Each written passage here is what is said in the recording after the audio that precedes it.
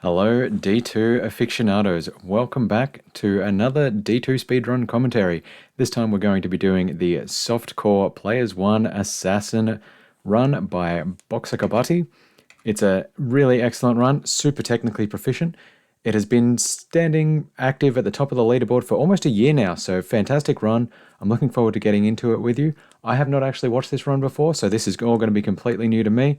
Look forward to the commentary and we'll see how we go. All right, kicking it off right now with the Diablo 2 world record for Hardcore Assassin Players 1 speedrun. Good day.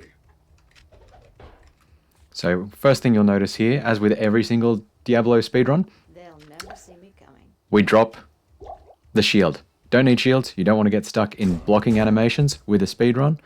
For one, it wastes time while you're stuck in a blocking animation.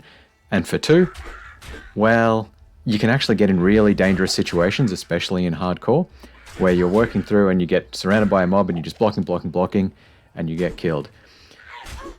Another thing to pick up here is that Boxer has gone straight ahead and taken the health potions out of his belt slots there and replaced them with mana potions as they've dropped. You don't really need to worry too much about health potions, especially super early in the game, because you're going to be leveling up and healing that way, and as a professional speedrunner, Box is going to have a really great idea as to how to manage his health, and just avoid enemies, avoid getting hit in the first place. You can see him running around, he's got a little bit of gold there, so he's got some javelins, which is really, really helpful. So javelins, first of all, they let you attack from a distance. Second of all, they have quite good attack power. So just pick those up. Also picked up some fulminating potions, which will give him some gold to potentially buy more javelins, I'm going to posit, or some mana potions is a common other purchase. Sells the really awful cap there. You get almost no money for it because it's ethereal, but whatever, you had plenty of inventory space. And back to the Den of Evil. So, Den of Evil is going to, first of all, give an extra skill point, and second, allow a respec. Early on in the history of Diablo 2 speedrunning, the respec wasn't really that utilized for the assassin just because he's such a powerful character in the first instance, but these days like to use it to boost up our burst of speed and just be able to run faster later in the game when you're fighting against Baal, the Ancients, that kind of thing. So we'll be coming in here, killing everything in the Den of Evil, using that ranged attack that he gets from the Javelin. I'm kind of surprised that it hasn't switched to the fire attack, the basic fire attack. But generally what you're going to be seeing here is start off the game leveling up Fire Blast, go into Burst of Speed while continuing to boost up Fire Blast. Assassin is super fast because of that burst of speed, so it gives you faster run walk, which lets you zoom through the maps. Also gives you faster attack speeds, which lets you lay traps a lot easier. And then you'll be going into Wake of Fire. Wake of Fire is an extremely powerful attack as a starting position for an assassin. And also the other benefit, and the other thing we will see in this run, as you can see down the bottom left of your screen, I'll see if I can circle that for you somewhere here. There we go. Down here, you can see the runes that he'll be going after in this run. And in there is a Tear and a Ral. So this one here and this one here. And if you put those into a 2-socket staff, you get the rune word Leaf, which gives +3 to fire skills. So that is going to make your... There you go, it's shopping the staff already. That is going to make your Wake of Fire move incredibly powerful. And that is super helpful for speedruns, obviously, because the faster Baal dies, the faster you finish the speedrun. Helpful for anyone running this game, whether you're doing a speedrun or not. Continuing to put it in to Fire Blast, moves out to the Cold Plains. Unfortunately, doesn't seem to have any shrines here just yet, super close to the waypoint, so that's unfortunate. Kills a few bigger groupings of enemies just to get that experience. Obviously, got to get the experience while you can to help you charge up. Doesn't go the Stamina Shrine. Interesting move. Normally, you'd see speedrunners go for that. That way you wouldn't have to worry about, managing stamina pots or anything, but I guess that minor inconvenience out of the way was just enough to push it over the edge to say, not worth my time. Going back to the Den of Evil, you'll notice he picked up a buckler. that is one of the few items you want to pick up in Den of Evil just to get gold. So if it has that block chance as an affix, as a modifier to it, it is worth a good amount of gold, and you want to pick that up, sell it, because it is way more efficient picking up items and selling them for gold than picking up gold off the ground. He's left a chipped gem back there, which is very interesting. Kills rack an issue. You want to kill any boss packs, so any monsters that have, you know, a modifier or and a fancy name. So like this skeleton group, you can see over the other non-colorful skeletons there, it had the word minion under their skeleton archer description and their health bar.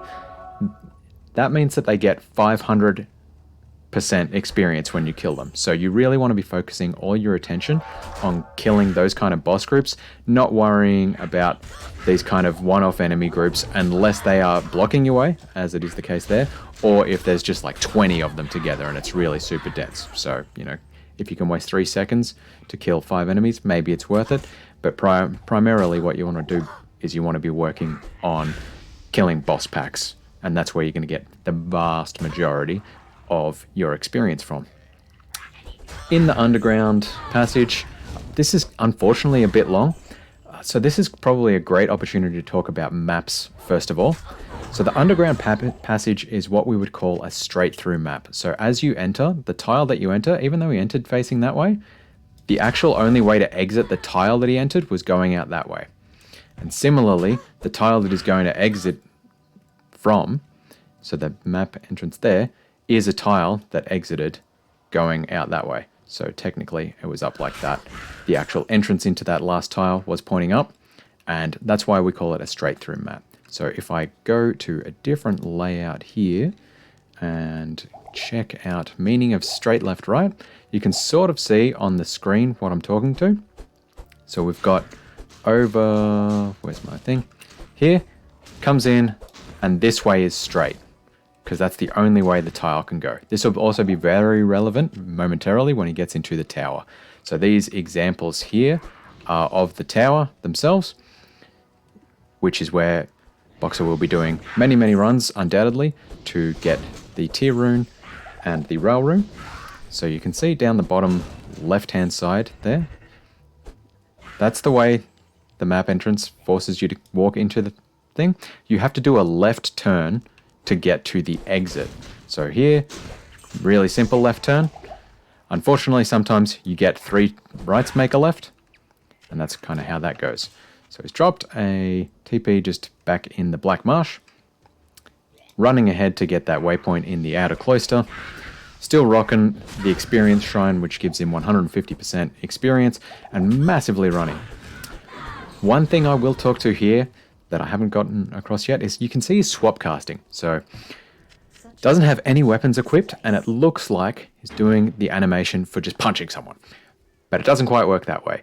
What he has done has hit the keys in a frame perfect trip, so 25 frames per second, not as hard as some, you know, Nintendo games that run at 60 FPS, but frame perfect trick wherein you swap the skill you're using at the exact same time as you swap your weapon slots. So you've got weapon slot 1 and 2, and you can have different weapon groups. And by doing that, you use the animation here for a regular cast or a regular attack, whatever the attack is on your left click, that is swapped to instead be the skill that you were trying to use. So he has swapped a regular just punch attack move for the Fire Blast skill, which means it is way, way faster. Fire Blast as a trap is determined by attack speed, so it's going to be slowed down anyway if he ever gets a chill effect or that kind of thing. And yeah, it just means he doesn't have to worry. Once upon a time, speedrunners used to pick up daggers, and that would be a faster way to do it without swap casting. This way, it's just super duper fast to throw those fire blasts. It just looks a little bit weird on the screen. So there you go, left turn straight into level 2. It's going to be exactly the same on every single one of the levels here in the tower. Punching through those boss packs. Lucky to get a teleportation modifier on that archer boss pack, because those archers, they can hurt you big time. If they're cursed or extra strong or cold enchanted, you just want to run straight past them. But teleport, no worries. Gets the blood clans, that's nice. I didn't even notice he picked up the skill shrine somehow. So that's pretty nice. Big boost to damage to his fire blast there, and boost to burst of speed so he can run even faster through the map. So you could see straight away, yep, got the basic level of fire blast to do just enough damage to the enemies, and now he's pumping skills into burst of speed so he can just max his faster run walk and get through those levels. Once again, on the bottom level, it's a bit tricky. So just about every single level of the tower is almost guaranteed to have a boss pack. Very rarely they won't. On the bottom level, it's quite common to get 2 boss packs. So you get the guaranteed super unique here of the counters. And quite often you will also get a secondary boss group. So just like he had there with the, wow, look at those 3 rune drop. That is very nice. Picked up some gold as well. And pushes ahead. Level 7 already. So got the Rao rune, got the Tal rune. Just looking for F and Tier. So he wants Tal and F because that gives him the stealth rune word. And that means he can run through even faster. Stealth gives 25 faster run walk and 25 faster cast rate. He's not really going to be worried about cast rate here, unlike most other classes. The assassin's attacks are all based, except for Mind Blast, all based on attack speed rather than cast speed. Doesn't pick up the throwing knives either. Obviously not concerned about money. So yeah, really just focused on getting that power out. Also very useful to have those strangling gash potions. As you can see, Fire Blast doesn't have a really big area of effect on the attacks. So when you throw it, it's only hitting maybe a couple of enemies at a time, unless they're really close together. With the strangling gash potions, that has a greater area that will potentially affect enemies as they walk through it and suck their health down and just kill them faster. So it's all about just speed in this game. You will also notice speedrunners, especially in the normal difficulty, will pretty much just be pumping points, their stat points as they level up, into vitality. They'll put usually up to 25 in strength later on as they get into Act 2 to get a belt that can hold 3 slots. But generally, all you're optimizing for is vitality. That way you are, first of all, less likely to get stuck in a hit recovery animation and go, ugh, and potentially get stun locked and, killed. And secondly, it's just safer. I mean, hardcore, you should be doing it anyway, so you don't want to be spending all your time, dying and having to do the run from the start. But also, you don't have to shop potions as often because it just heals it all the way. Picks up the Eth rune. Very nice. Got his stealth already. Let's just push for the Tal. Fingers crossed it comes through. Amulet. Worth just gold. That's it. Keep and hold of the Eld rune. Now, I think it is 3 Eld runes make a tier, so that's why he's holding on to that rather than just getting the gold for the time being. Very common in speedruns. Just fill your inventory with mana potions and sold the... Oh, very nice. Experience shrine. Sold the strangling gash potions and brought them back from the vendor. Seems like a weird move, but what it actually does is replenish the quantity of those strangling gash potions. So, you start with 30, threw a bunch in the tower, might have only been down to like 3 or 4 at that point in time, sold them to Akara, bought them back, and it's fully replenished. Even though she doesn't sell potions offhand, by just selling it and putting it into her sales inventory, it restocked their quantity and now fully stacked with strangling gash potions. Pushes through, doesn't bother about the belts. Very nice. So we had some champion Devilkin. First up, they die really easy. Nice experience. And the other thing you will notice with them was with those champions, there were 3 of them who were colourful and the rest of them were that kind of brownie colour. Those brownie colour ones, they're technically, even though it doesn't say on the screen, minion, they're technically minions of those champions. And minions get 500% XP. Champions get 300% XP. So champions that have minions are really good for getting experience. With the experience shrine he's got, that's fantastic. I'm trying to think of the other boss packs that have minions like that are champions. So I think you get it on beetles, you get it on Devilkins, you get it on the shamans, and there's probably a few more that I just can't think of off the top of my head.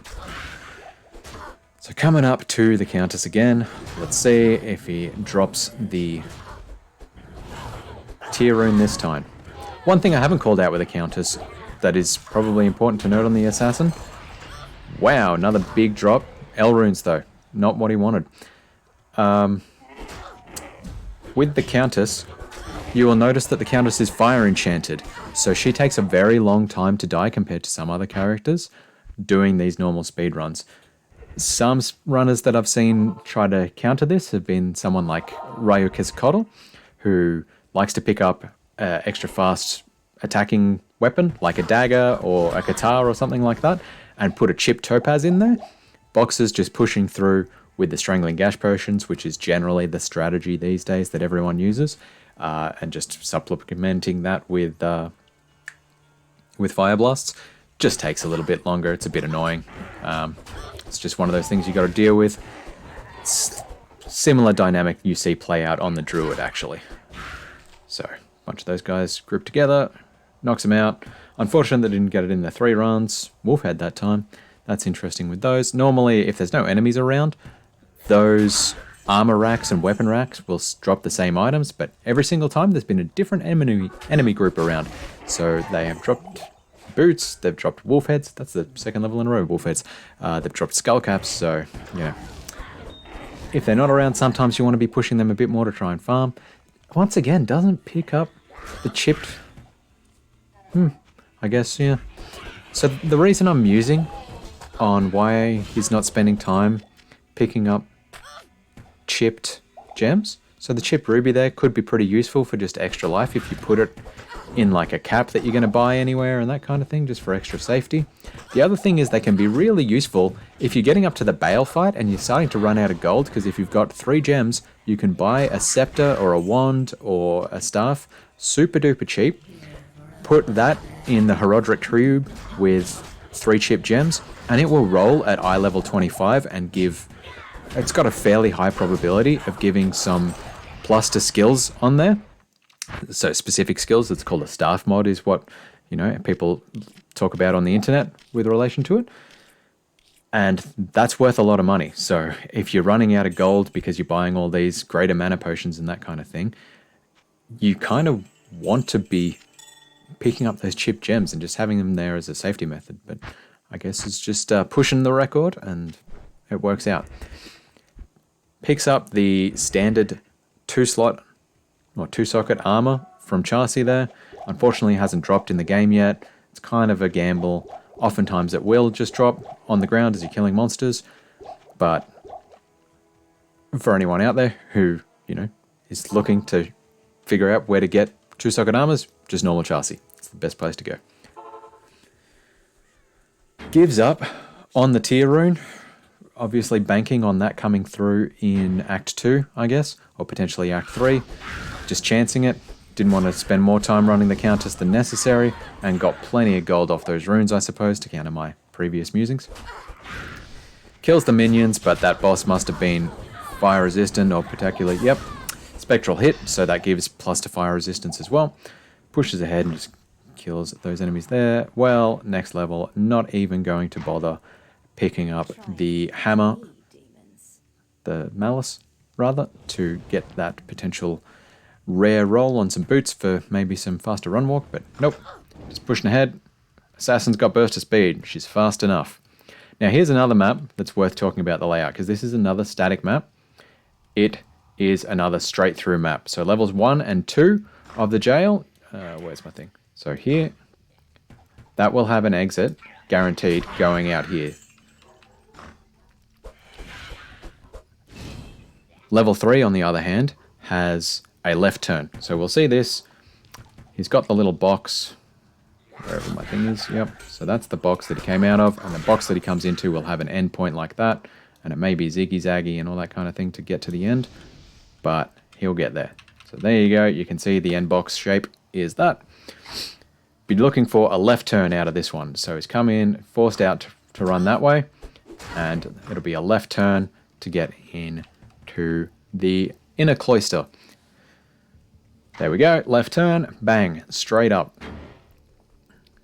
Is he going to grab? Yeah, grabs the waypoint. Potentially looking to reroll some shrines in the Black Marsh to see if he can get another, yep, Experience Shrine. Picks up the Stamina Shrine this time. I guess must have run his stamina pots a bit lower than earlier in the game. Pushing through. Sometimes the catacombs can be painful and you have to run quite a lot. There is no predicted static map set for level 1 or level 3. Level 2 is its own kind of little beast. Oh, gets an early exit on level 1. That's fantastic. So level 2, you want to be running clockwise. So where am I? Up here. So you want to be running around that way, because the one set thing about maps on level 2 of Catacombs is that it is a specific turn from the waypoint to the exit. Oh, there you go. He's found the exit first, so he didn't even need to worry about whether you find the waypoint or not. So you always want to run it clockwise, because it's killing the ghouls. They have a lot of life. Maybe they'll drop a Tal rune. I mean, they can drop pretty high runes. Who knows? Where was I at? Level 2. So you want to run it clockwise. And the reason that you want to run it clockwise is because in the Catacombs level 2, it's a right turn. It's one of the few maps that are a right turn. And if you're running clockwise, and you find up here, this was the waypoint, then you know that it had to be a right turn coming out of there. So coming out of there, it had to go down and right. And if you hadn't found it there yet, you know that it's pretty likely to be back here and to the right. So you can keep going and exploring that way. Similarly, you know, if you just start out and you first run down and you find the waypoint, you know that to just backtrack and turn right, and there will be your exit. That's kind of the big trick to watch out for on Catacombs level 2. Catacombs level 3, as I mentioned earlier, there's no tricks to it. Unfortunately, he's kind of getting mapped here and doing a bit of a cartographer percent, running all across the map to try and find the exits. Seeing the dead ends pretty early, which is very nice here. May have called one of those dead ends a little bit too early though, because you can see that the map actually extends up quite a bit up there. Yeah, so pushes up north, finds the exit tile there. Now across to Andariel. For anyone who doesn't know, Andariel is extra weak against fire attacks. I think she has negative 50 fire resistance. So the kill with the assassin and with the druid are going to be just super duper fast. Similar with the paladin who uses holy fire, which was our previous commentary video. Drops a jewel. Who knows? Probably won't pick that up. Probably if this was a hell run, would have picked up that jewel just to do some crafting. But for a normal run, who cares? Drops the Strangling Gash, because who cares about Strangling Gash at this point when he's got Wake of Fire, and that does all the damage you need.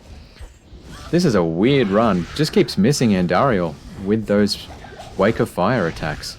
Unfortunate. Normally this would go way, way, way faster. But gets through it in the end. She'll drop some chip gems. He probably won't pick them up, as we have noticed consistently. Rare ring though, that's pretty nice. Talk to Wareve. It's just faster to save and quit and talk to Wareve straight up. Doesn't do the trick where he talks to Wareve and walks back across town though. That's a pretty nice ring. FCR, damage reduced. No res on it though. That's unfortunate. I think that was an accident, because he just, sold his short stuff. Wanted to hold on to that.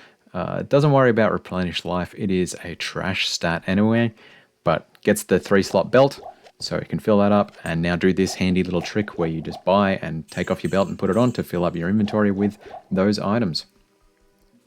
Hasn't done the Tal-Eth stealth bug yet either. That is interesting. Experience Shrine, sure, he'll grab that. Running straight out into map 2, I can't even remember it, in Act 2.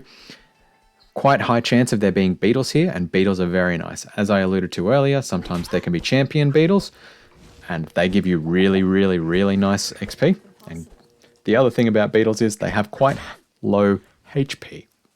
So when you are out here, you want to be targeting beetles, because they just die like that.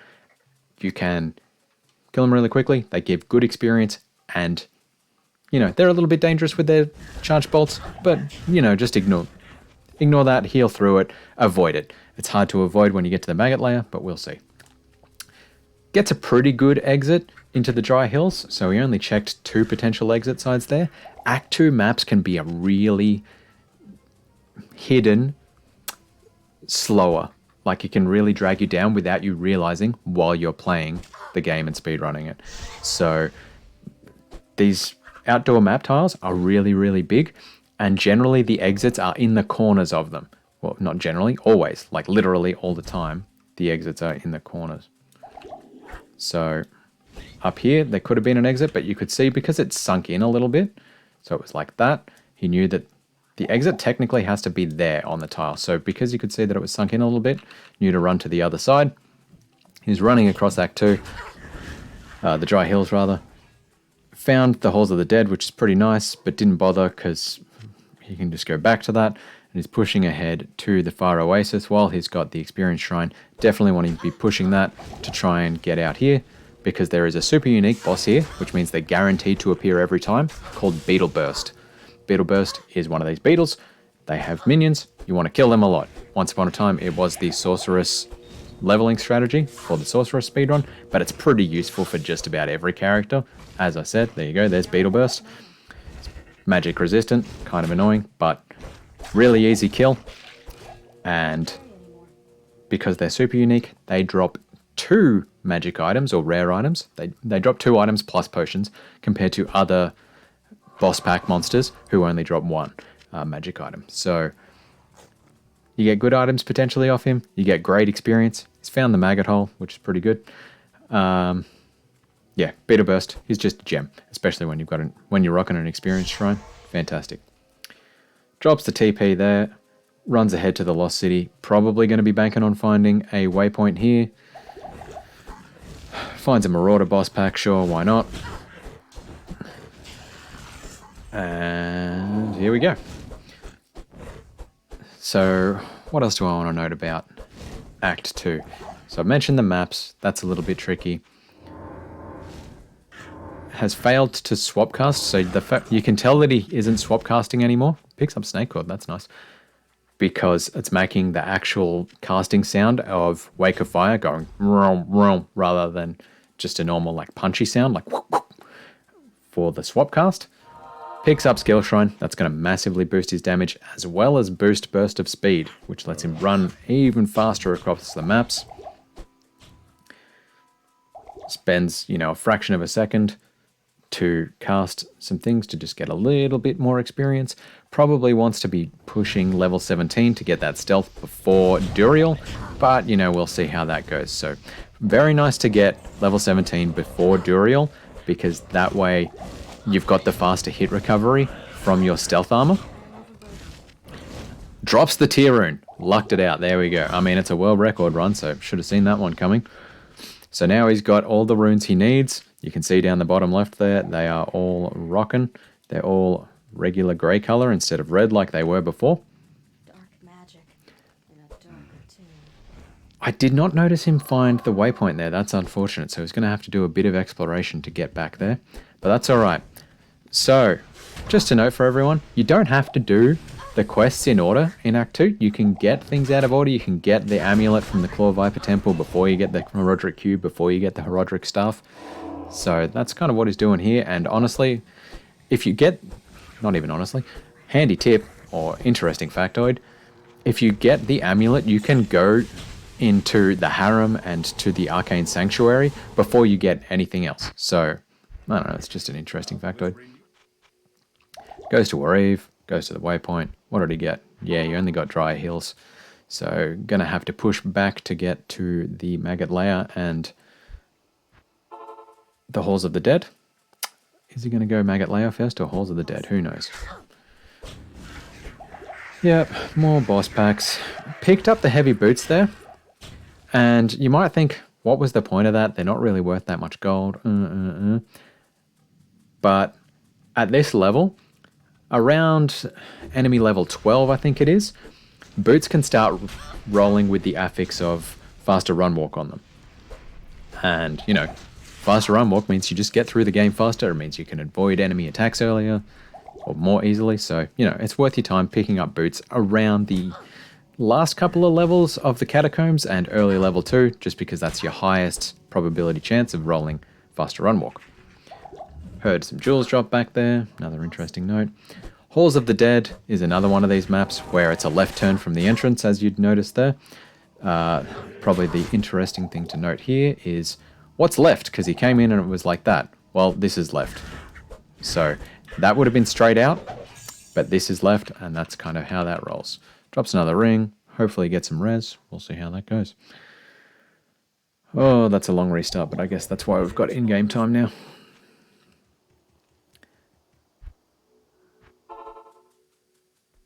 Probably going to clear out his inventory. Only decks for the boots. Inventory optimization or organization is underrated. Did not even check the ring.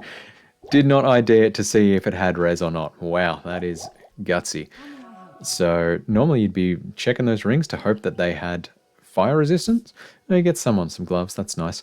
Just because fire resistance is super important for safety, especially in Act 3 and Act 4, where the little shaman guys in Act 3 and the big demon lords in Act 4 have the spell Inferno, which does damage per frame and can absolutely wreck you if you don't have fire resistance. So interesting to see that he didn't even check the ring for that.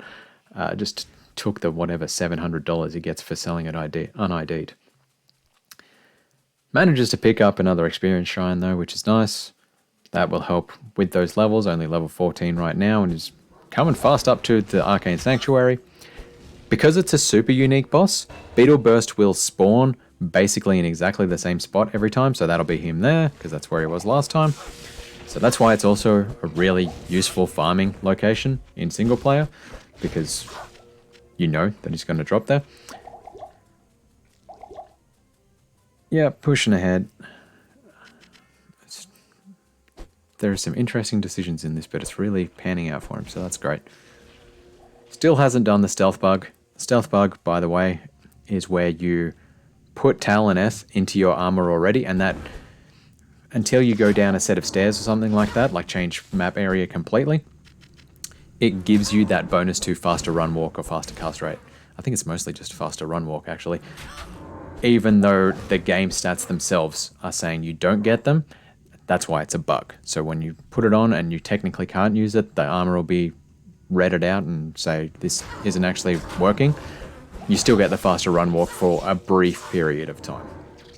Now this is where those beetles become dangerous because you can't dodge the lightning bolts, which is very annoying. Not as bad on the assassin as it is with the druid, but still painful. Now, I've been doing maps. That was a super interesting one. So Maggot Lair is another one of those rare maps where it's a right turn. So if I go over here, you can see he was forced to exit that way. It would be a right turn. On the first layer, what you noticed was it was kind of like he had to go all around here and then back up there. And that was the right turn. So first off, he turned right and then was forced to go left, left, left, left. Bang, got into it. Maggot Lair level 3 on the other hand. So level 1 and 2 are both turn right maps. Turn right. Level 3 is a straight map. So he's going to be coming straight up here is going to be the exit, or the area with Coldworm, which has the golden chest with the Herodric staff in it. So technically it could be, you know, up that way, and he might end up going straight up here, and that's a dead end. And this is ding, but, you know, most likely not. So going up to Coldworm. Normally you don't actually kill Coldworm, even though that's another super unique.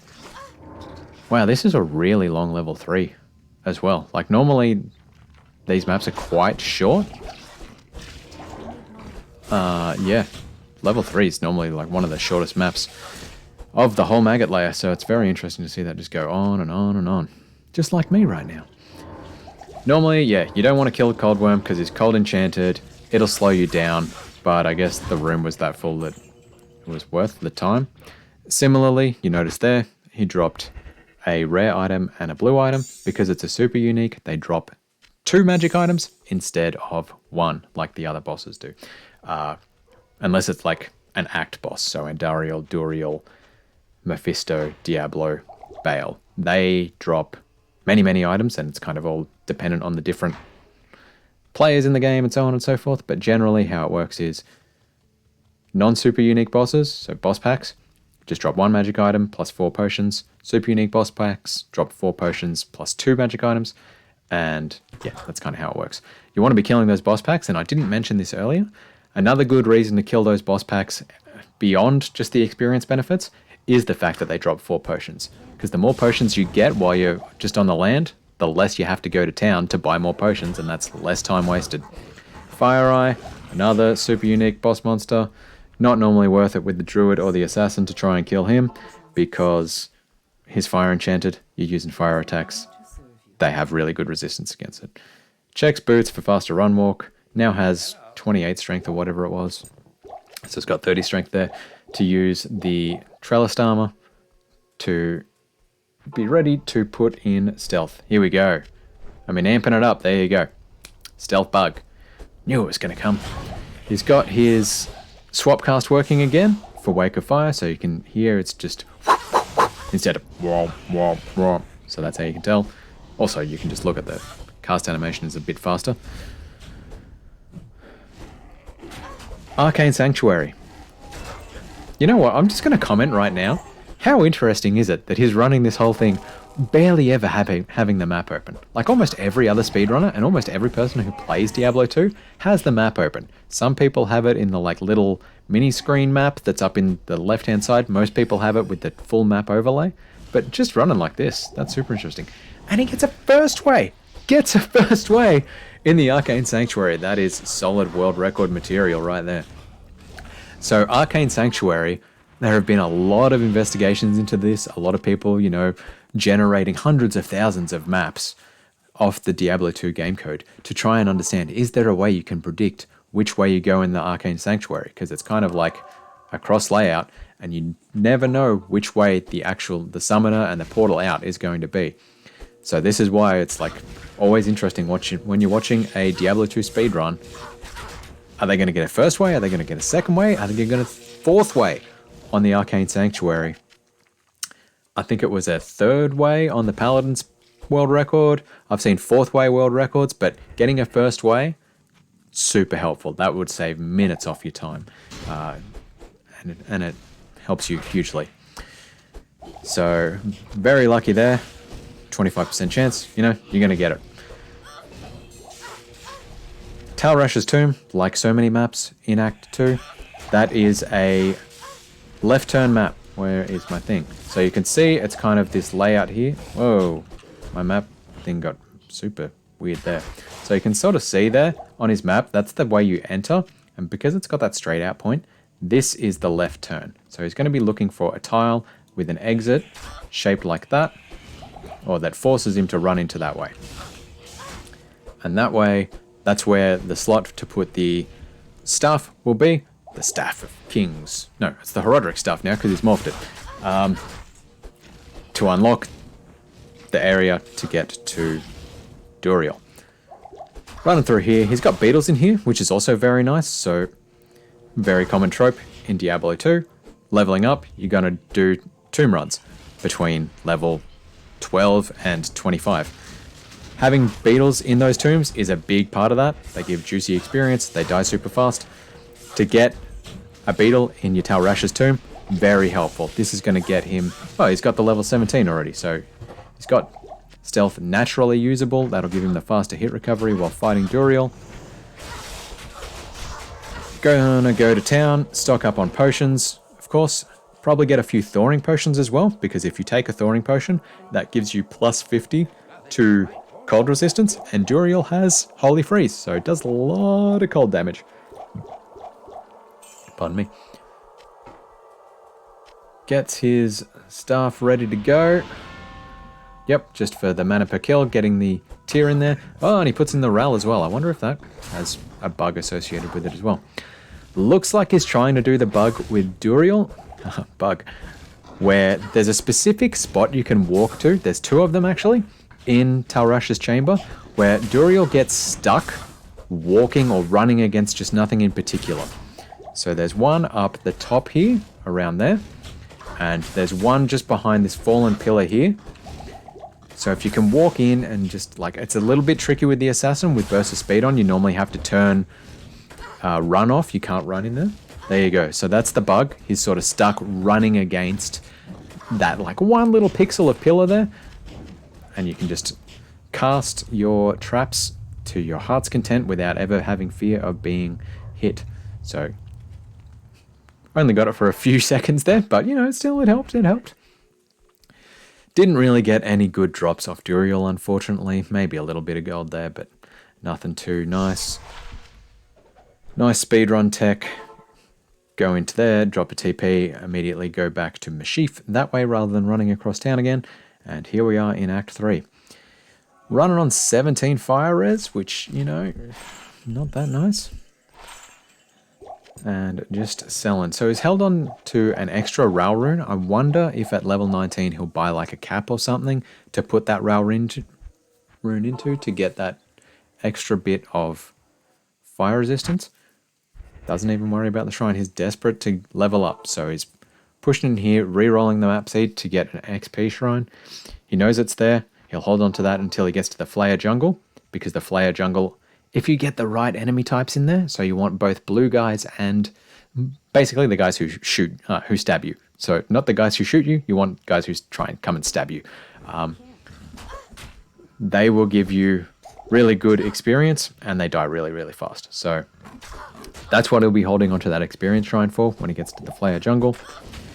Right now, walking through the spider forest, trying to find the spider cavern so he can get the eye. Now, once again, I am just astonished by him running this without the map up. Like, I do that when I'm magic finding, when I'm familiar with the map, but to do it complete like this blind, that is astonishing. Oh, yeah. So pushing through, still swap casting, very nice. In each of these, there's 3 exits. There's the waypoint exit. That does not have the dungeon you want. Drop the TP as he was walking into that area. That's a very nice little time save there, because there is the chance that you will stumble across the waypoint just like you did. So yeah, there's 3 exits. There's one that has nothing. There's one that has the waypoint, and there's one that has the actual dungeon you want to go into to get Kalim's Eye. Another thing about Act 3 is there is the chance of having a skip of an area. So there's 3 forest or jungle areas within Act 3. There's the Spider Forest, there is the Flayer Jungle, and there is the Great Marsh. And there is the possibility of rolling a map that skips from the Spider Forest straight through to the Great Marsh. Nice little time save there. And also there's like different individual, like there's a 6-tile map layout to each one of those 3 jungle areas, and you can get an exit as early as tile 3. So here we go. He's straight into the Flayer Jungle from the Spider Forest. Very nice. Got that Great Marsh skip, as you would expect in a world record. Picks up the experience shrine, exactly as I mentioned I expected he would do earlier. He's come into the Spider Forest. That is not what I expected at all. I never see people go into the Spider Cavern.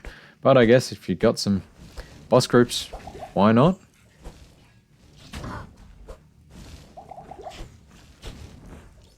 Am I confused? This doesn't make any sense. I can't carry anymore. This was definitely the area straight next to the waypoint, wasn't it? Wow, okay. Anyway, nice little boss group there of spiders. I'm going to have to go back and check that at the end of this. Pushing out there. He's got the little blue dudes there. They're going to give really good experience in the Flayer Jungle. He'll be pushing level 20 by the time he gets to Karasta, I would posit. Pushing ahead. Quick casts. Looking for the Gidbin. Since he's only got 1 ring, I'm expecting he will, first of all, try and do the Gidbin quest just to get the little extra boss pack there, and hope for some good modifiers on a ring for some resistance, because at the minute he's got 1 damage reduced, and that really ain't doing much for him at all. I can see there he's got 17 fire resistance. I'm not sure where that has come from. So, oh no, that's right, he got those gloves earlier with 17 fire, so that helps a little bit. Pushing straight up. Blue dudes, great for experience. Yeah. Not really much else to talk to in the Flare jungle, unfortunately.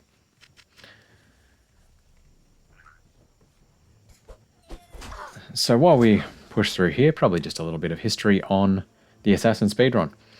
So going back to the early days of Diablo 2 speedrunning around, well, when I say early days, you'd be surprised how late it was, but around 2014, 2015 was when, you know, the guys like Teo, Lav, Nightfall really started out pushing this. And Assassin actually used to be the fastest class. So people weren't sure how to manage the health requirements, and it was kind of too dangerous and slow to do Sorceress. And with Burst of Speed and the power of all the magic attacks that the Assassin has access to, Assassin was the fastest. It was like a 125-ish, I think, while the Sorceress was a bit over 1 hour 30. So people just did the Assassin in an effort to get the fastest speedrun. For this world record, which we saw at the starting screen on the YouTube that I'll also put a link to, this is 1 hour 16, which is astonishingly fast. Like when I started watching Diablo 2 speedruns back in 2017, that was the Sorceress speedrun. So Sorceress, who has teleport, once they figured out the issues with her, still being able to skip all these areas, like to get a 116 on a character who doesn't have teleport is fantastic and super impressive. So it just goes to show like how strong the Assassin is. Oftentimes it's a class that you want to... Oh man, no backward sewers, please. It's asking for no backward sewers or tricky sewers. Yeah, Assassin is a great class for newbies to start to learn to speedrun, similar with the Druid actually, but it's not as fast, but it's a great way to learn because it's a powerful character. So he's asked for not backward sewers because the sewers can be quite tricky. It's another one of these areas that has a map that's not guaranteed, but it has a couple of little tricks to it. So similar to Catacombs level 2, there's a direction to go from some hints you can get. So you want to run it clockwise because it is a right turn from a golden chest in Sewers level 1. So you want to run it that way generally. And if you find the golden chest here, you know that it is going to be a right turn from there. So he's having some really unluck there because he's kind of explored 3 sides, or 2.5 sides of the map already and hasn't come across either the chest or level 2 yet. And it's a really big map. The other tricky thing about sewers, oh lucky, yep, gets the level 2 before the chest, which is fortunate given the challenges there.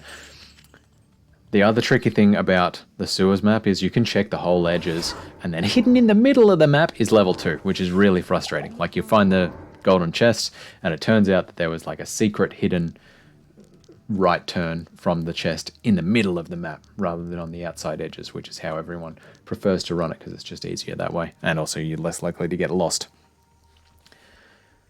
So hasn't gone into the Flayer dungeon yet. It's going to push ahead to Travinkle and get the waypoint there, go back to it presumably. Got the XP shrine, almost level 20. As you can imagine with a world record run, this is looking sweet.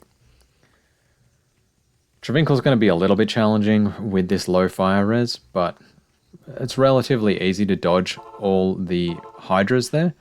The really tricky part, yeah, is here in the Flayer jungle and in the Flayer, dungeon especially, with those tight little corridors and those shamans there who use that Inferno attack, as I mentioned earlier on in the run, that can just rip through your HP like that. It just hurts big time. Some drops from Mephisto. He's banking on drops from Mephisto. That's not the greatest sign, but, you know. Finds good amount of boss packs down here. Picks up the chip gem, but probably not. Picks up a scale mail, so this is a thing I haven't mentioned yet. So as I mentioned earlier with the buckler, and you want to be picking up items to get gold, rather than picking up gold itself from the ground. Armors, especially heavy armors, like anything made of metal you would perceive, are really good gold. So scale mails, russet armors, yeah, those kind of heavy armor classes, you generally want to pick them up off the ground to just sell for gold.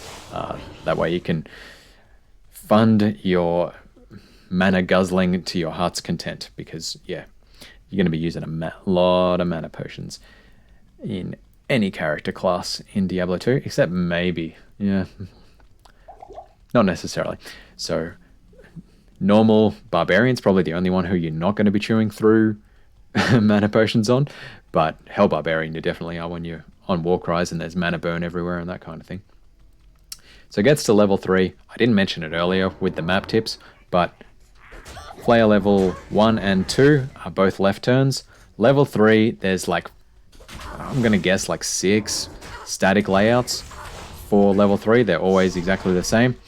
The easiest thing to do with that level 3 is just run around the edge of the map and just assume that you're going to see the chest earlier on in the game. Just run the opposite direction to that, because there's that many little like dead ends feeding towards it that generally if you run around the edge of the map, you're going to be good. If you got the barbarian, you can leap over the little gate there and you're even sweeter. If you're a sorceress, you can teleport. But for all the other classes, yeah, just run the opposite way to what would be intuitive to a newbie and you'll get there. Very nice. He's come to Travincal and there is only one of the council on the outside, which makes it a lot safer to get through. Bangs that in. Gonna run up here, hit the orb, presumably drop a TP, go back to town, restock on his potions while it opens up the door to, yeah, the Durance.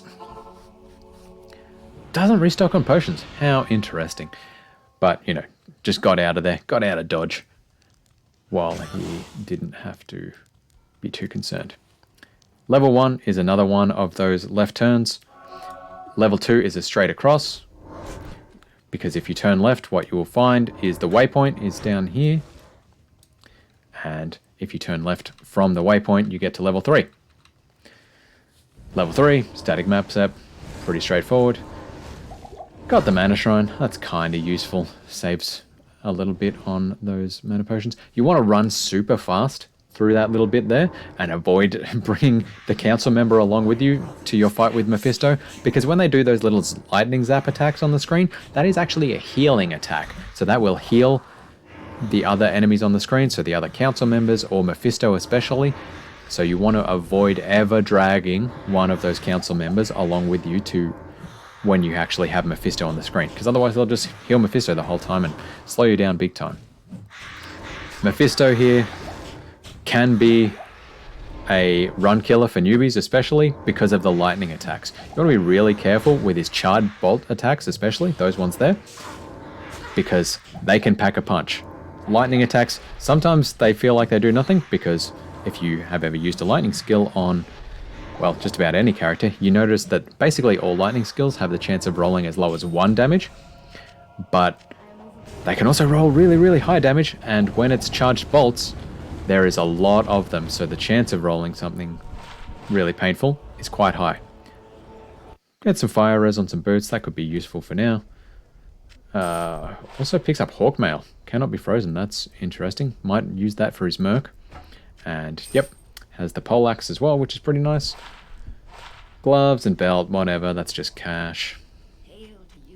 So the poleaxe with those nice modifiers will be useful for his mercenary, because as he goes into fighting fighting Diablo in the Chaos Sanctuary, one of the bosses there, the Grand Vizier, is actually immune to fire. And if you're the assassin and literally all your attacks are fire, you're kind of stuffed. So that's why it's really important to get a good mercenary weapon, a pike, or if Mephisto drops you an extremely nice poleaxe, super useful. You go to Act 2, buy a mercenary, and that's how you deal with that fire immune. Awesome. Excellent, straight up, very quick exit to the Plains of Despair. In Act 5, there are 3 different exits to the Plains of Despair, and like your big map is here, the town's here. You can get an exit here, here, or here. And this is the exit you want because it's the fastest. So that was really nice. Oh my god. That's nice. Wow. As you can hear him there. Like, whew, getting to the River of Flame from the City of the Damned that fast is so lucky. You can spend minutes running around the City of the Damned looking for that exit. It's completely random where it spawns. And yeah, from the Plains of Despair to the City of the Damned was actually a super fast exit as well. And a super fast River of Flame. This has been a great run for map tiles. My goodness. Even though he hasn't gotten the best gear, the map spawns themselves have been fantastic. Gets blocked by a Pit Lord, which is one of the annoying things about this little area. They have a little bit of fire res, I think. But no big deal. He's got his level 20, so you need level 20 to fight the Ancients. He's not going to be pushing to get any levels beyond that. And at this point in Act 4, all the enemies are going to be higher than level 25, which is where, because there's a 5-level difference between your character and the enemies, you get a huge experience penalty until you hit level 25. So enemies that are a higher level than you have worse experience. So their experience that they give gets knocked back by a certain percentage up until you're level 25. Once you're over level 25, you no longer get that penalty for monsters that are above your level. You get it for enemies that are below your level. But yeah, it's a real drainer. So all he needs is level 25. Not going to be trying to level up any more beyond that, as much as you might think it would make his moves more powerful and that kind of thing. Still not worth it. Not worth it. In the Chaos Sanctuary, one of the annoying things about the Chaos is getting decrepified. Fortunately, we don't have Iron Maiden anymore in the Chaos, since 1.10, I think, was the patch. But the funny thing about getting decrepified and removing Iron Maiden was sometimes you can see the curse over his character there was decrepify, but it didn't slow down at all. And that's because they actually cast Iron Maiden on there. It just didn't have any effect, and they've just replaced the animation. Oh, that was danger. Danger mode. Yeah, they cast Decrepify on him, but it was actually the old code to execute Iron Maiden, but Iron Maiden also got disabled, so no effect whatsoever. Yeah, this is quite frustrating because he's got to get up to that seal to get Lord Desace, and there's just enemies in the way. At this point in the game, you don't want to be killing any enemies other than the ones you absolutely have to. He's still got Infector on his tail, but by the time it gets to Grand Vizier, he'll be dead. So, pushes on to Lord Desace, no longer the Lord of the Thieves. Any nice drops? Meh. Just got the potions, and there you go. Infector is gone. I mean, that little area was pretty packed, but overall this hasn't been a very full chaos. Like there's quite a few enemies around now, but like generally the chaos can be way worse than this. So there's a little bit of counterbalance to all the map luck he's had, but yeah. Comes back to Act 2 to pick up his mercenary. We'll pick up level 19 because that's the strongest he can get. Is he gonna give him the poleaxe? Because he could have given him the that little Balrog spear, whatever those low level ones are. Pilum, I think they are. Because technically, it wasn't magic at all. Technically, you wouldn't expect it, but Act 2 mercenaries can also use spears. They can use javelins. They can use Pilums, which is, I don't know, I just find it a fun fact when you're so used to seeing them with these big pole axes and then they can use those tiny little javelins. So here we go, getting into Grand Vizier. He's going to be trying to lure his mercenary across to be targeting him while he kills all the minions. Get back there, mercenary, do your job. So yeah, you can see under his name there, Grand Vizier of Chaos, immune to fire. So yeah, absolutely, that can be a pain with the assassin, that's for sure. And this is slowing him down a bit, yeah. I guess that poleaxe wasn't as good as I thought. I probably should have paused and looked at its stats. Probably pick up the breastplate here for the gold, or not. Overall disappointing Act 4. Yeah. For all that map luck, he was still running behind the world record in this time. That just goes to show how strong this was. That's a lot of time.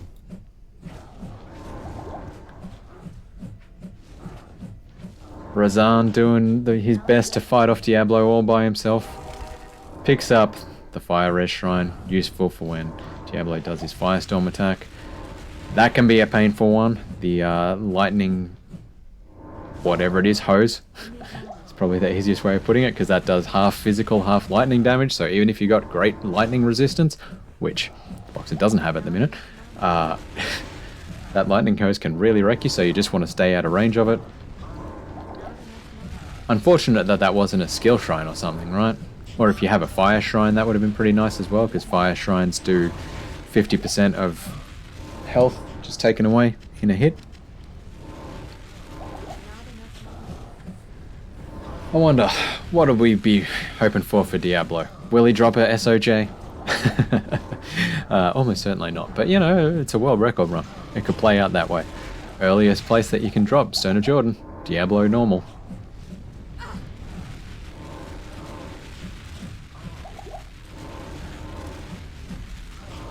Oh yeah, this is painfully slow.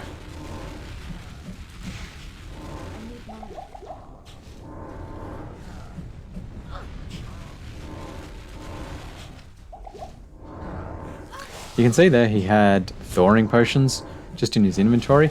That's useful to have for Diablo because he's got that cold freeze like hand that he places on you sometimes, which slows you down. Very important as an assassin because your casting animations is based on your attack speed to be able to counter that thawing potion, the cold effect. Probably will hold on to them for Bale as well. Filling up his cube, there you go, interesting. Filling up his cube with potions, presumably ready for the Ancients fight, to just drop that on the ground and use that rather than having to go back to a vendor a separate time as he's in Act 5. Nice little time save there. Not a common one. Picks up a couple of stamina pots to get him through there. Was that an antidote potion? I guess maybe protection against being super poisoned. Yep, as he just noted to himself there, looking for a skill shrine. Resurrects Razan, hoping to use him pretty against the Ancients. And we'll be just as it should be after Act 4. Pushing straight through It's still a good chance. the Act 5 maps. So, Stamina Shrine probably regrets getting that stamina pots now. Act 5 maps are pretty straightforward. There's a couple that are left turn maps as you get into the caverns. I can't. Wow, for as slow as that Diablo fight was, got a minute and a half time save on it. That's phenomenal. I mean, yeah, you saw me, how astonished I was at those Act 4 maps. Like, that was great. And the chaos wasn't too full. It was just kind of slow with Vizier and Diablo taking a long time to kill with no skill shrine. But there you go. So yeah, Act 5 maps, it's pretty straightforward. Like, the complicating factors are the bloody foothills. I mean, not the bloody foothills. The area with the barbarians and so forth going to be straight through or turn right. There's no real complexity to them. They're pretty static maps. When you get into the caverns, they are literally always just turn left and that will get you to the exit. If you're playing Hell or you're playing online and that kind of thing, sometimes you want to do straight across to get to the waypoint, but that's basically all you have to remember is in Act 5, turn left. If all else fails, turn left. Pushing through here. You won't bother doing the barbarians. If this was a Hell run, you would do the barbarians, but in this case, you don't need to worry about runes, you don't need to worry about any of that. It's like 30 seconds of just time suck that you don't need to worry about. So you push through on this. Don't need to worry about saving Anya either, because that just gives you resistances, which again, very useful on a Hell run, but for a normal run, just another time suck. Not worth. Not worth. All the monsters here in Act 5 are pretty much over level 30. Some go as high as over level 35, which means you can't drop crystal swords. You can drop crystal swords with over 4 sockets. It's just a fun fact to note, but yeah, no point in really killing to try and get experience here once again until you are over level 25. If you're on a Hell run, you'll see folks push for it. It's not worth it. Like, if you're level 23 on a hell run and you're coming into Act 5, just go back to Act 3, man. Don't go into Act 5 at level 23. Go back to Act 3, get your level 24 after you've killed Diablo, because you didn't get enough levels in the Chaos. Go back to Act 3, go back to the Flayer Jungle, get to level 24, and then come and kill the Ancients to get your level 25. Wow, he got a little bit lost there with the Ariat Plateau. That was not what I anticipated from my comments earlier. Wells, nicely, they cure curses, so that's pretty useful. Here we go, going for the left turn, as noted before. So that tile forced him out running that way, so it will be a left turn to get to the exit tile in here. Quite a long run, and he's got Death Lords, which is annoying. After they hit you, they get frenzy charges and are able to chase you even more, so you just want to avoid them as best you can. These corridors aren't too narrow compared to some of the Act 2 maps or the Arcane Sanctuary, so Glacial Trail, those kind of things can be a little bit difficult and a little bit risky, but generally not too bad. Another left turn here to get out of the Glacial Trail up to the Frozen Tundra.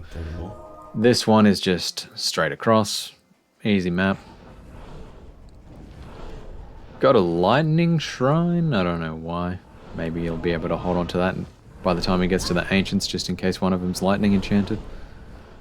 Not really a concern here in Act 5.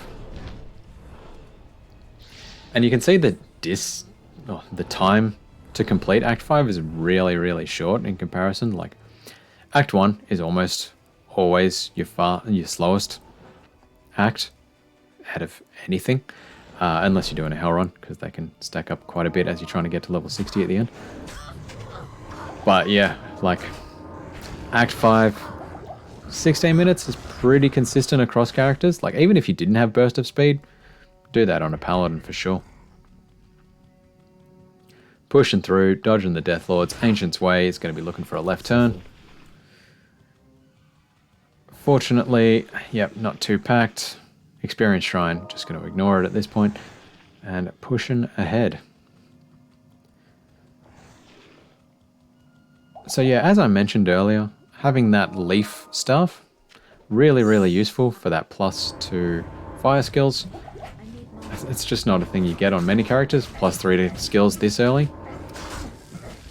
Doing his best to group up the Ancients, so his individual casts of Wake of Fire are hitting all of them at the same time, or in the same cast. Has lost that swap cast. There you go, kind of lucky that he got the Lightning Shrine. I guess would have saved him a bit of healing there, because you could see he was getting zapped as he was getting hit by Madok's flying axes. So Madok must be lightning enchanted. Lures the guys over there. The fact that Razan is not dead yet, he's using a trick to give Razan potions, so pressing shift and then 1 off his belt, or shift and right click I think can do it as well, or you can just drag a potion onto Razan's face and that'll give him the potion. These guys must have some fire res gear, or he's just put more into Burst of Speed than you normally see. I should have paid attention to that skill distribution, because these attacks are quite weak. It's taking quite a bit of time to get through killing the Ancients here compared to normal. Similar with Diablo, actually, so that makes me suspect he's prioritized putting more points into Burst of Speed than Wake of Fire than we would traditionally see in speedruns. And I haven't seen him respec yet either, so maybe he just wanted that extra skill point from the skill of from the Den of Evil rather than for the respec itself. How interesting. Or maybe that's a backup strat in case you don't get leaf. Interesting. Interesting. Wildstone Keep. Unfortunately, I got no map tips for you here, other than on level 2. So level 1 and level 3, pretty similar to Catacombs, level 1 and level 3. You just got to run around and hope for the best. Fortunately, it does have that like red area you can see pretty easily. Level 2 does have a reference to the waypoint, just like Catacombs, so it's a right turn from the waypoint. So once again, you want to be running it kind of clockwise-ish. So he started out this way, and he'll be sort of searching that way. If he finds the waypoint first, he'll know to go back and turn right from there. Come on, it's nice. Getting blocked. Does pick up a skill shrine though, which is nice. Even more points in burst of speed there to make him run faster. We'll be pushing ahead. And there we go. Exit tile. It can be so frustrating when you're on level 2 and it's like you run all the way around the place and then right next to the entrance was the exit tile. Oh, it hurts every time. Every time it hurts.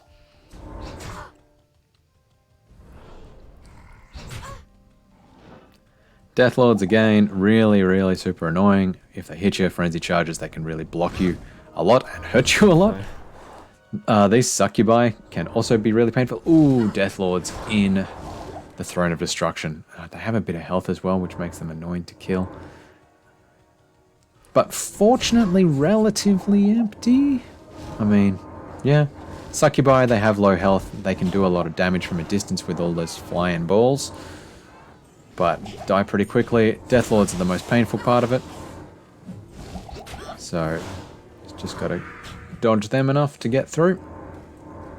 And soon enough, Bale will be laughing and casting the first few bad guys. So I wonder if he's going to be doing the wave skip here. Because this was May 2020. I don't think they had the wave skip technique mastered by then. So he will probably be going through, killing all the waves.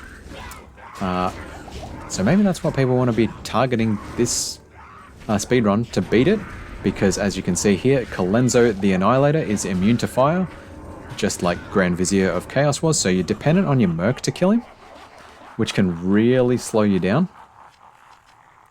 He gave his Merc stealth for a second there, just to help out his Merc in killing. So yeah, these days, there's a little trick to run down to the end, and maybe I'll try and put a link to it, so down this area sort of thing in the Throne of Destruction, and you run back and forth and get like a frame perfect trick there to skip the wave entirely so you don't have to spend your time killing them at all. That would be a great optimization to add to this run, but I guess, yeah, just getting the map lock is pretty tricky for people. So yep, another boss pack that's quite annoying to kill. Here's the Council Wave because they have fire resistance, and also the lightning enchant can really hurt you on hardcore. And yet again, very annoying to slow down your run because they cast Hydras, and the Hydras count as enemies, so Bale will not spawn the next wave until the Hydras disappear.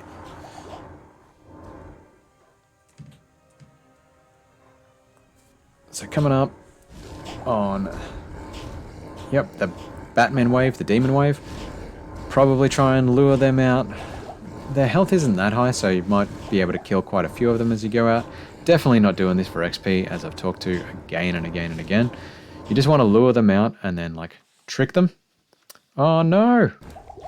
Oh, thank goodness. Well, apologies, folks, for the drop in quality here of the stream. It's coming back. My internet must have just dropped out a little bit, but this will be alright. Oh, unfortunately lured him over that line there. So that line, where was it? About there? Yeah, about there. That can stop the next wave spawning if enemies are over it. Fortunately, he managed to get Bale to laugh early enough for him to spawn the minions of destruction. So they were there ready to go for him to just lure out again, even while he was killing all of the Venom Lords. Traps them back just at the entrance there, runs past them, hoping to be fast enough that they don't follow him through. And once again, sorry for the drop in video quality, folks. Bale's laughed, stocks up on TPs just because he'll have to come back to town a lot. I didn't see him kill Shank the Overseer. I probably should have been able to check from the potions. He's almost out of gold as well. Oof, that's rough. There we go. There's the respec. So just pure Wake of Fire. Doesn't even worry about... There you go. So that's what the respec trick is for. you just cast Burst of Speed before respecking. So you still get the like ongoing benefit of it. And then max out Fire Blast and Wake of Fire for just damage, and you hope that you can kill it before your Burst of Speed wears off. That is fascinating. That's great. That's great. So you're pushing that. He'll just be doing his best to kill Bale. Hope he doesn't spawn too many clones or anything like that to distract him. Hope he doesn't get hit by any of those annoying cold waves. The Wake of Colds to fight off the Wake of Fire. Oh, there we go. My video quality's come back. That's nice. There you go. He's got a clone spawn, which is annoying. You can tell the difference between the clone and Bale just by the position of the demon area. So just be careful with that. And also another easy trick to tell apart the Bale clone is by how fast they lose health, because the Bale clone has a lot less health than the regular Bale. So there we go. Hasn't got his swap cast working at the minute, which you'd think in like a slow minute like this might be worth trying to get up and running. But, you know, micro optimizations, I suppose.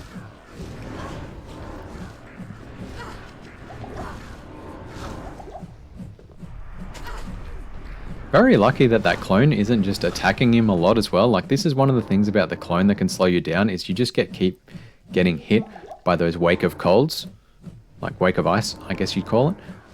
And as an assassin, when you're just constantly frozen and getting knocked around and not able to attack, it's really painful.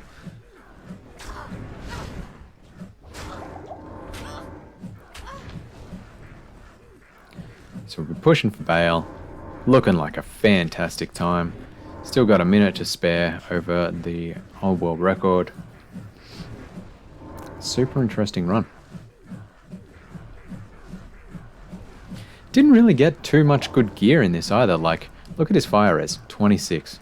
No light res, which, yeah, okay, sure.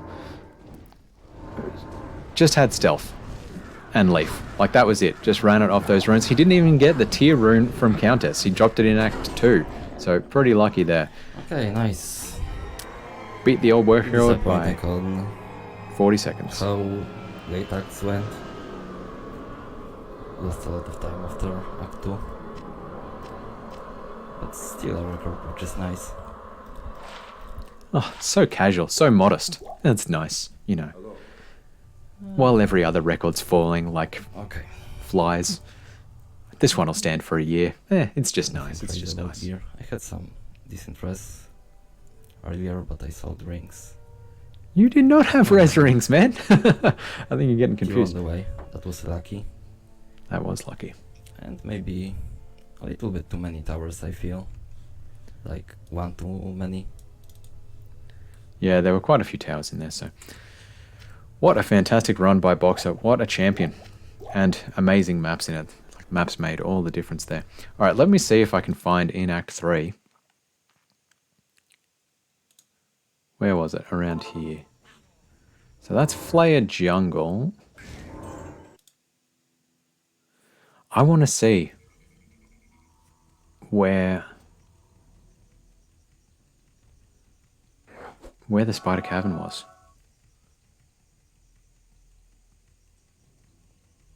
That's Flayer.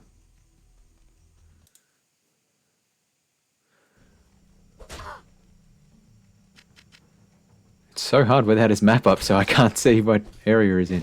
This looks like the Flayer Jungle still. Alright. So that must be it there. Yep, that's when he goes into the Spider Cavern. So he goes to the Black Marsh, checks his shrines out, picks up an XP shrine. Spider Forest. Okay, so he left a TP somewhere else. Yeah, he went to a TP, not the waypoint. Okay. Oh, that makes so much more sense. It was just relatively close to the waypoint. Right, because it was a straight through map. It was a connection between that little offshoot area in the Spider Forest to the Flayer Jungle. All makes sense now. It all makes sense now. All right, great. I'm glad that I was able to solve this mystery for you and myself while working on this. So what a great run. I mean, yeah, he did not get any good gear at all. Got some great maps. Didn't really, yeah, whatever. He got the Darklane Crusher drop off Bale. Didn't get the SOJ off Diablo. Oh, so disappointing. But yeah, look, what a fantastic run. So I hope you got out of that as much as I did. This was a great run. Please check us out on affix.live for our podcast. I've got an interview up on there that you may be interested in if you're interested in Diablo speedruns with Macro Bio Boy, who is a fantastic creator for Diablo 2 content. I'm sure you've checked him out on Twitch or on YouTube. I'll also put a link in the notes below here to give a link to Boxer's channel on YouTube, as well as check him out on Twitch if he runs on there. Some YouTubers, some Diablo 2 runners only run on YouTube, but that's all right. And yeah, thank you so much for your time. Hope you enjoyed it. Hope you learned a bit about maps, a bit about itemization, and just love the assassin like I do. Have a great one.